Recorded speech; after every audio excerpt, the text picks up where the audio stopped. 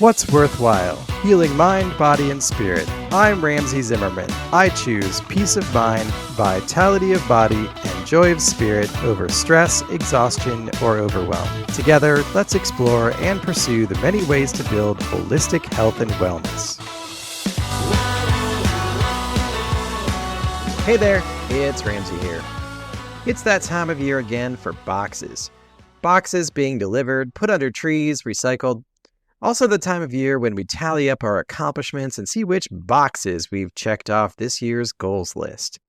And yeah, we're furiously still shopping for boxes to order and boxes to cross off. You've still got some time.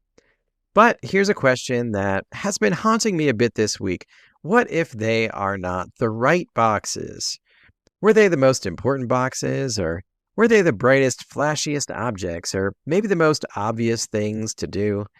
And will the people who count on us the most get what they want from our presents? My guest this week said something that really struck me, and it's been echoing in my mind ever since. He said that a lot of men hide in their work. We hide in our productivity, we hide in our success, and we hide in the satisfaction of checking off those boxes because work gives us something so few other things do: clear, measurable, unambiguous achievement. Work is usually straightforward. Our workload tells us exactly what to do and then applauds us for doing it, hopefully. Work doesn't really ask us to open up emotionally or ask us to be vulnerable. It doesn't usually ask us to confront what's uncomfortable. And here's the part that really got me. He said that because work gives us the easiest kind of success, many of us choose it over the harder, messier parts of our lives, like our health, our marriages, our kids, our identity, our purpose. Those areas don't come with tidy checklists and quarterly dashboards. They're not as quick to praise us or reward us. They ask for something more than productivity. They ask for presence. And this time of year, boy, is that ironic. We're in box season. Christmas presents, gift boxes, wrapping paper, all the rest. And meanwhile, we're also looking back at the metaphorical boxes we've been checking all year long. But what if checking the wrong boxes at work leads to putting the wrong boxes under the tree? And what if the people we love do not just want more stuff from us? What if the greatest present we could offer them is our presence? And maybe we can throw in the time element. That has another meaning. The present moment. The here and now. Because it's impossible to offer your presence to the people you love if you're not present in your own life. If your mind is always racing ahead to the next task, the next email, the next deadline, the next measure of your worth, then you're living everywhere except in the moment where your life is actually happening.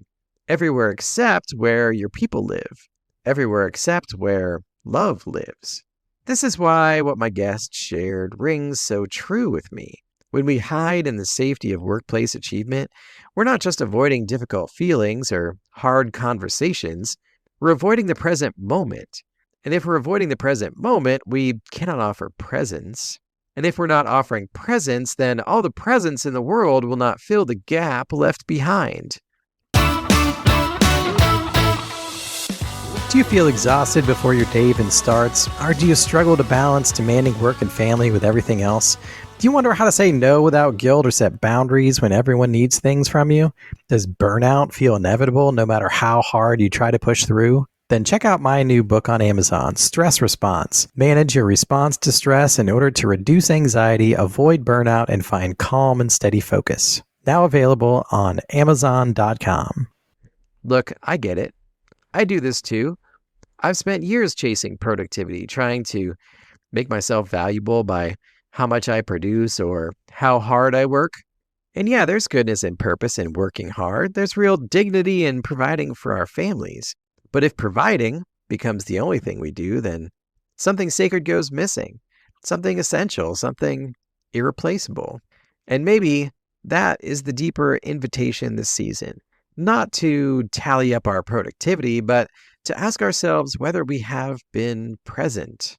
Not to worry about the wrong boxes under the tree, but to make sure we ourselves are not missing from the room, to check in on the people who need us, to notice their eyes, to listen a little longer, to show up without rushing, to be here, really here, not hiding behind the next task or the next burst of accomplishment. My guest this week said that many men never pause long enough to ask the deeper questions. What truly matters? What kind of person do I want to become? What is worth my energy and attention? What actually makes life worthwhile? Those questions can't be answered in a spreadsheet or written on a performance review. They can only be answered in the present moment with presence, offered freely and wholeheartedly. So as we move toward the end of the year, here's the question I want to leave you with today. What boxes are you checking? And are they the ones that really matter? And for today, that is enough. Looking for more? Visit what'sworthwhile.net to listen to podcast episodes, learn from books and articles, and live better by choosing healthy products and practices. I'm now offering services through Worthwhile Advisors for personal coaching, professional advising, speaking, and group facilitation. If you or your team are ready to reduce stress and anxiety, build vitality and momentum, and accomplish your goals without burning out, then please contact me, Ramsey Zimmerman, through the website or on social media like Instagram, X, or LinkedIn. Thanks.